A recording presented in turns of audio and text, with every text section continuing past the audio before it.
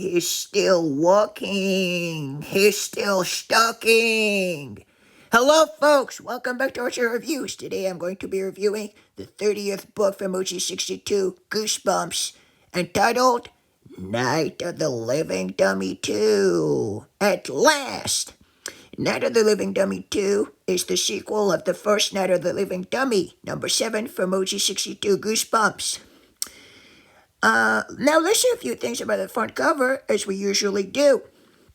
I really like the front cover. It's pretty interesting color-wise. It's pretty intriguing and eye-catching. Basically, you have Slappy, the evil dummy, and he seems to be laughing and grinning at us, and he's looking straight at us with his scary, spooky eyes. And on either side of him, there are two teddy bears, and he seems to be on top of a big pink bed, and the bed looks pretty good. And the wallpaper is green and blue, and it's pretty good. I mean, yeah, color-wise, I think Tim Jacobus did a pretty great job at it. I really like the front cover. I really like how the dummy is propped up on the edge of the bed. I mean, he seems to be sitting and almost like like he's about to fall down or something. But his head is tilting to the left a little bit, or is it on the right? So I really like it, and that expression of fear that we feel as we look at the dummy, as he seems to be staring at us with those very scary looking eyes, as I mentioned. It's a pretty great front cover, right? It's really interesting, eye catching, and I really like it. And so yeah, that's pretty much for the front cover. There's not much to say. Like, I like the pink of the bed, and the teddy bears are cute near that freaky looking, scary looking dummy. And I really like also the colors that make the title Goosebumps, and the pink background, and the everything about the front cover. I really like it, even the title. And the tagline that reads, "Is still walking, is still stalking." That's pretty interesting, especially since Slappy is sitting now, right? I mean, on the front cover. But that's enough said about the front cover. Now let's move on to the book itself. Now the book itself is basically follows a different family than in the first Night of the Living Dummy. But they're all right. They're pretty good too. Their names are the main character is Amy Kramer, who is a teenage girl. She goes to school. She goes to middle school. She's maybe 12 years old, I think. And she has two siblings, Sarah and Jed. And Sarah's older sister, if I'm not mistaken, and Jed is her younger brother. And basically, they're living with their parents. And what happens is that they have some kind of a family night that's called Thursday nights, if I'm not mistaken. And basically, every Thursday, they would perform some kind of a talent that they have. For example, it could be reading a story. It could be something more physical, like performing some kind of a talent, whether it is something that is being told, like a story, or it could even be like some performance of some kind, right? So basically, Sarah is the older sister's into painting. She paints a lot, and the paintings that she makes are pretty good, pretty good looking and everything, beautiful. And Jed, the younger brother, usually would joke around or something, and he would make the family laugh, and that's what he does, right, on Thursday nights. And what's her name? Amy Kramer, the main character, is has that dummy, who's named, that ventriloquist dummy that's named Dennis. But there's an issue with him because his head keeps falling off, right? From his neck, right? So it keeps falling down, and she gets tired of it. So she decides she'd like to have a new dummy. So she decides to ask her parents, and one day, lo and behold, she ends up with a new dummy, all right. But this one is pretty scary, as it is Slappy, right? So that's pretty creepy. And as she checks him out, there's something kind of gross inside his head. I don't want to tell you what exactly because I don't want to spoil the book in any shape or form. But there's also what seems to be a message inside, a card that contains some kind of, yeah, like a strange, very strange message in it. Like, actually, kind of like a spell or something, like an incantation, or more like a formula, maybe. So she doesn't exactly know what it is, so she's gonna decide to read it aloud. And from then on, some really scary things are gonna start taking place, and it seems like Slappy is at some point, it seems that he is blinking, and she gets really spooked out by it, right? She gets really spooked by it. She gets freaked out because she's like, "What is going on? There's something weird about that dummy." And some real horrible things are gonna start happening. Like, there's gonna be a lot of there's gonna be some destruction. There's gonna be some destruction in the house, like some belongings of some of the family's belongings are gonna just get destroyed, and yeah, it's gonna be really weird, and it's all gonna it seems to all be going back to seems to be all coming back to that dummy Slappy, and maybe he has something to do with that. Maybe he's not as innocent. Maybe he's not as innocent as he looks. Maybe he ain't as innocent as he looks, and yeah, this is how it all starts. But later on, Amy's gonna go see her best friend Margot, and basically her father owns a restaurant at some point, in sorry, in in the city somewhere, and she's gonna decide to go there and perform a Slappy. But there's gonna be something kind of weird happening, and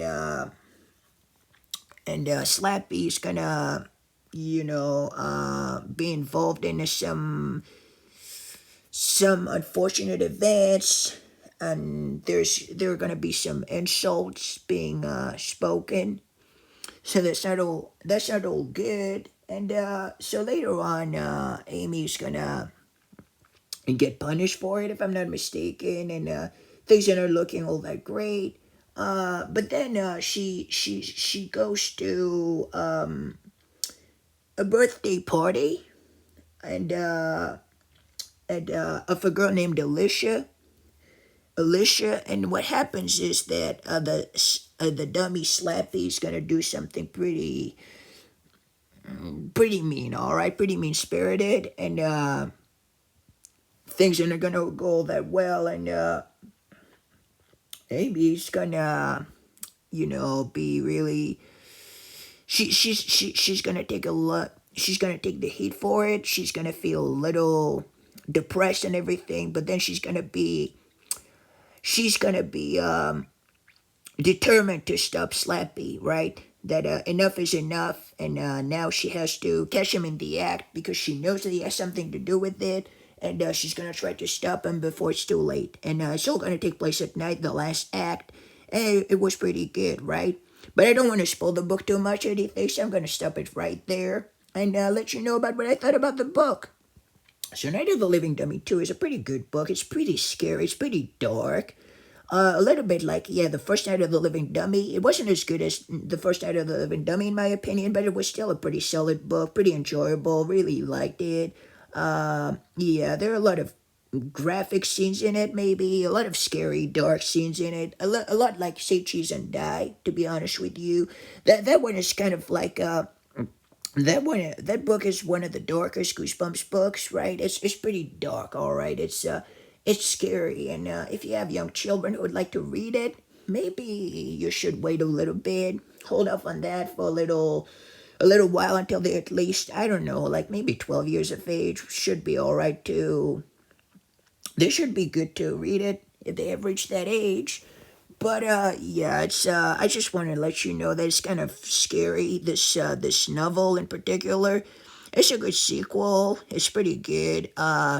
It's maybe it's a little bit scarier in some parts, but I really enjoyed it. The last twist was amazing. I really loved it. I really loved a lot of. I loved pretty much this entire book was great. I really enjoyed it. I mean, it's a really good book. It's a really pleasant read, and it gets really scary quickly. I really like this book. I think it's a good sequel, but not as good as the first Night of the Living Dummy, in my opinion, but still pretty good. Pretty good. Pretty enjoyable. Yeah, the Thursday nights, where they actually share this talent. Theirs, each family member would come up with something they're good at. I think it was good, but yeah, maybe some people might think that it's a little bit, I don't know, that they're a little bit arrogant because they're like they're the best family in the world because they don't, they're not like other people because they can come up with this, they can do some real good things. It's a way of them to, it's a way for them to really, maybe to stand out, right? To show the world that they're the best, right? They're a good family. They're better than others. Yes, maybe it sounds a little bit arrogant. Maybe they seem a little bit arrogant in that regard, but I didn't think much of it. But just some people have mentioned that. But yeah, it's pretty funny and it's worth mentioning. But yeah, I really liked everything. The scene at the restaurant, though, during the birthday party, if I'm not mistaken, was it after Amy was punished? I'm pretty sure it was. But she still was allowed to go to that to the restaurant to perform that act with Slappy. I thought it was pretty with the little girl. It was pretty, I don't know, pretty dark in my opinion. But yeah, that's okay. Like it's a Goosebumps book, but yeah, some scenes are pretty dark. So that's why I'm telling you, if you have children wanting to read it, to read this book, if you have children who would like to read this book, yeah, watch out for that. But apart from that, it's pretty good. It's not too scary either. It's still Goosebumps, so it's still a little bit goofy at points, but in certain places, but this one is pretty dark, to be honest with you. It's one of the darkest Goosebumps books.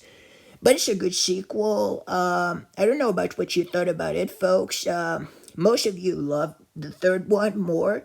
Most of you preferred the third one.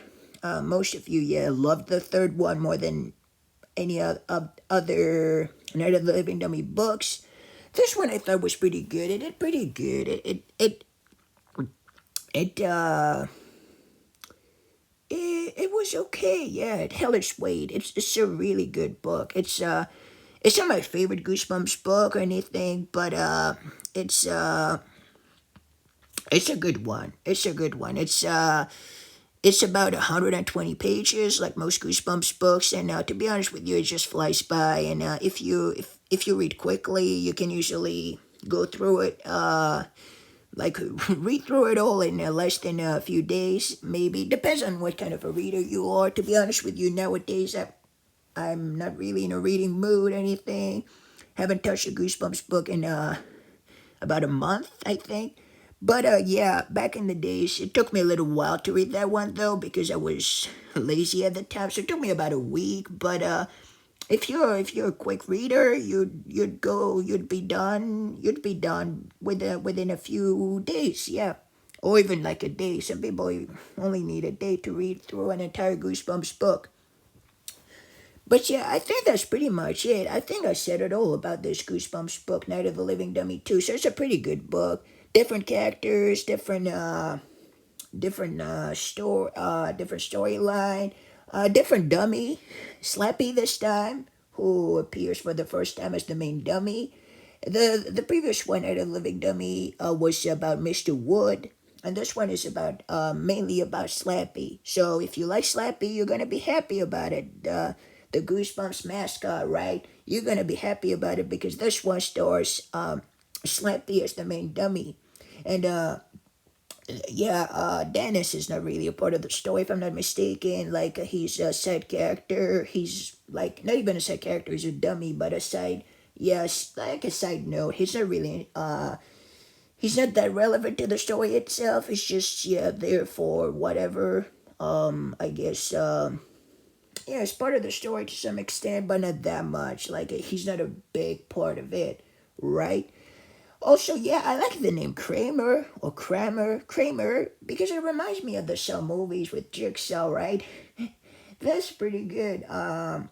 Yeah, but it's good. These Goosebumps books, the Night of the Living Dummy books are pretty good. They remind me a lot about the Chucky movies,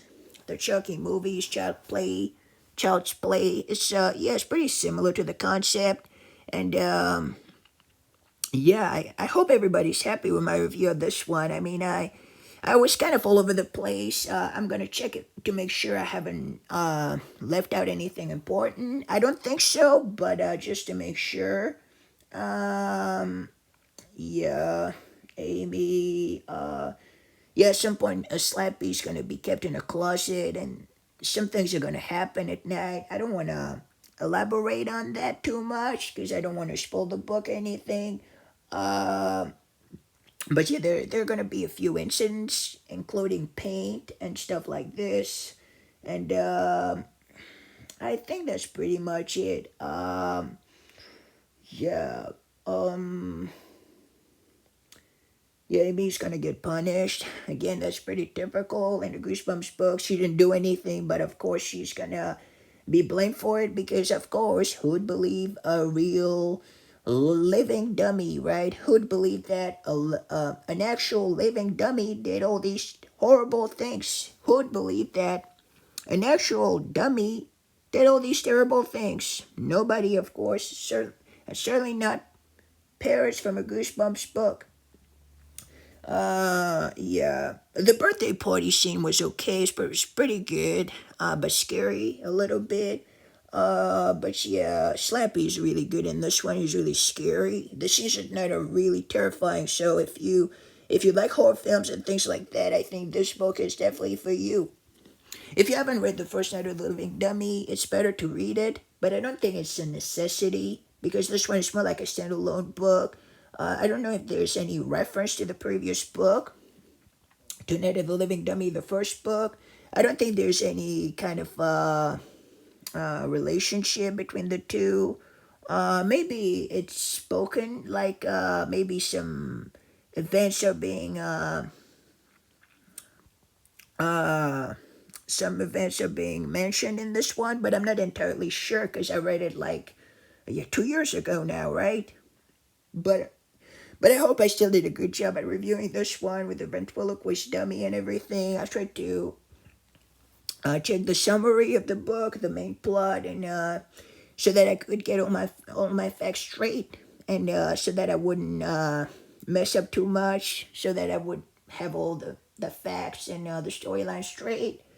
I hope I did a good job by you, and yeah, that's pretty much it. So now comes the rating part, right?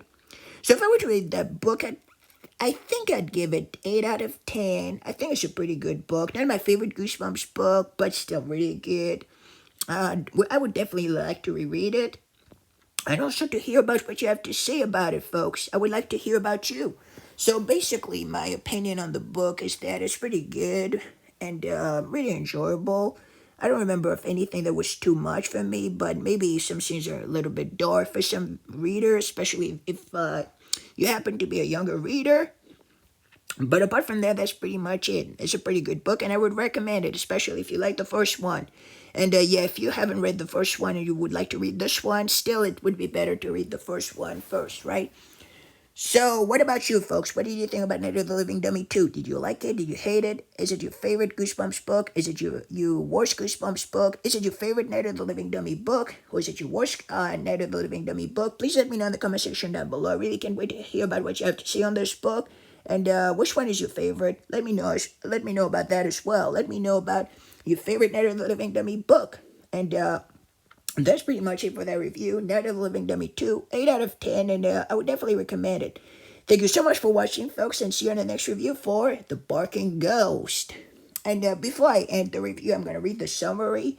But it might spoil a little bit, so if you don't want to hear about any big thing, I would recommend you to stop the video right now. So in the meantime, stay safe, folks, and see you on the next review. Thank you so much for watching, and bye-bye. Take care. This whole channel reviews for you. Signing off. You can't teach an old dummy new tricks. Amy's ventriloquist dummy Dennis keeps losing his head. For real. So Amy begs her family for a new dummy. That's when her dad finds Slappy in a local pawn shop. That's when her dad finds Slappy in a local pawn shop. Slappy's kind of ugly, but Amy's having fun practicing her new routine. Then terrible things start happening. Horrible, nasty things. Just like what happened the first time, because there's something odd about Slappy. Something not quite right. Something evil. I like the Blair Witch Project so much.